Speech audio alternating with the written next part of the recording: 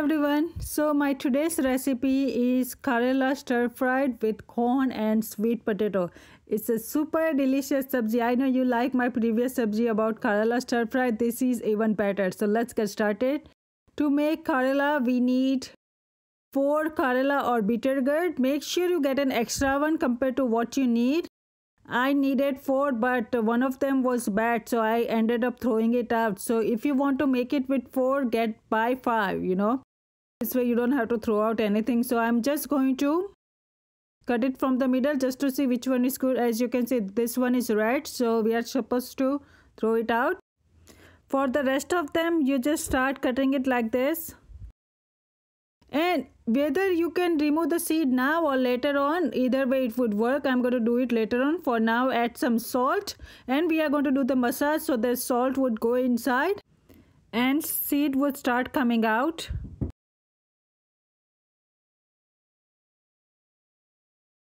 So I like this technique better. Now you are going to rest it for 15 minutes. The reason for resting is that because of the salt, our Karela is going to get softer and we are able to squeeze the water. Now what are we going to achieve by squeezing the water? As I showed you in my previous video, the more water comes out, the less bitter it's going to get. So try to squeeze out as much water as possible so that our bitter gourds are not going to be too much bitter for us to eat. As you can see, lots of water is coming out. So do it for all of them.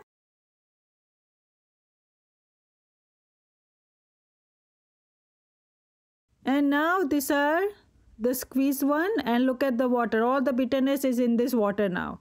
So now we are going to take the corn so that we could balance our bitterness, a little bit bitterness if there is any bitterness left in our bitter gourd. So try to use the fresh corn. I know they also sell frozen corn, but whenever I make stuff with frozen corn, it doesn't taste good. Fresh is always better.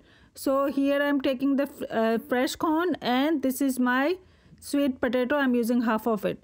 So let's take some oil in the pan, and whenever you put the oil in, let it heat up properly. On the side, we are going to take sweet potato, corn and bitter gourd all ready to go. Make sure you use cast iron for this sabji, and whenever you use cast iron, the rule of thumb is always spread the oil everywhere so that your vegetables are not going to get stick. And once the oil heat up, that's the only time we are going to add mustard seed, cumin seed, carom seed, red chili. Make sure whenever you do any tempering, let the mustard seed crackle and cumin seed needs to be brown. That's the only time you are going to add asafoetida. And then add our bitter gourd first, because the reason why I'm adding bitter gourd first is it takes longer to cook.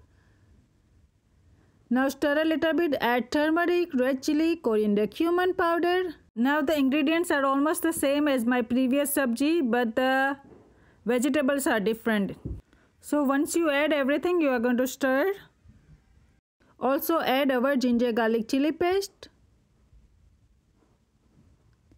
Now after we stir everything, then we'll add our sweet potato. And again stir it too. So this sabji not only tastes good, but it also looks good. And you are going to get so much nutrition benefit from this sabji. Let it cook for 5 to 7 minutes over here. So in this sabji, we are not going to add salt just because we have previously added salt in our Karela. So don't add unless you have to. Make sure you keep stirring for at least 2 to 3 minutes. Okay, now you can see a little bit our sweet potatoes are getting a little bit brown towards the edge, and that's what we want. We want our sweet potato to be crispier, and that texture would only come if you are using cast iron pan. So make sure you use cast iron pan. Never ever use the non-stick one. Okay, it's not good for you.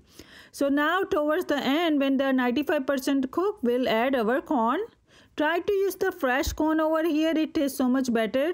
Now close the lid and let it cook for 3 to 5 minutes, and after that we'll stir, and look at this, how delicious it looks.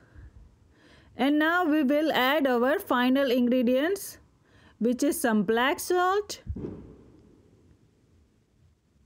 some fennel seed, garam masala, chaat masala, and a little bit amchur powder if you have it, otherwise you can skip it. Now garnish it with some cilantro, sesame seed and mint leaves. Trust me, when you add mint leaves, the flavor comes so much better. I cannot tell you how much flavorful it was with all these herbs and spices. So after you add everything, you are going to stir it one more time. Turn off the flame. Now it's ready to go. Serve it hot with chapati, naan or paratha. I hope you try my recipe and let me know how it comes out. Thanks for watching. Let me know if you have any questions and concerns. Bye.